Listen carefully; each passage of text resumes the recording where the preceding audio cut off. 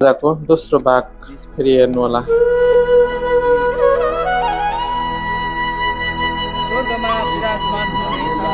हामी चाहिँ यहाँ माथि पुगेपछि एउटा बिसाउने स्थल पहिलो बस्ने ठाउँ पुगेपछि यसरी प्रार्थना गरेर हामी चाहिँ फेरि त्यहाँबाट हामी आफ्नो गन्तव्यतिर उकालो लाग्यौँ।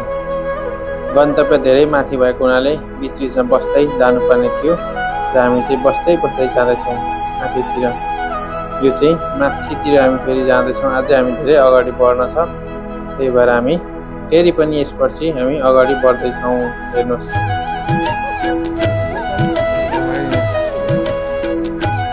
हजुर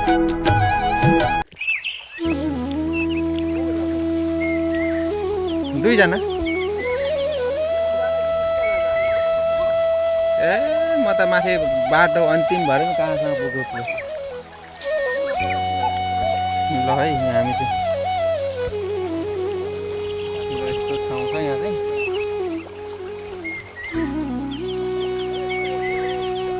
सबैजना आइसक्यो। ल हेर्नुहोस् डाँडाको प्रार्थना पनि छिटो अझै चढ्ने चाहिँ गन्तव्य पुगेको छैन हामी अझै पनि। गन्तव्य पुग्नु समय लाग्छ। यस्तो भिरपाखाबाट चाहिँ हेर्नु त कति हाइटमा हामी चढिसक्यौँ। तलदेखि कहाँ देखिन्छ तल सहर सिटी, यहाँ तलदेखिको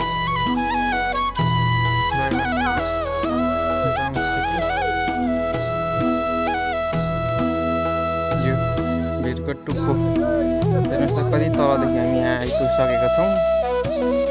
त्यही धेरै माथि हाइटमा आइसक्यो। फेरि एउटा 2 घन्टा आइसक्यो विश्रामको एउटा घर बनाइदिएको रहेछ। पार्टी पौवा जस्तो कसले बनाउनु भयो?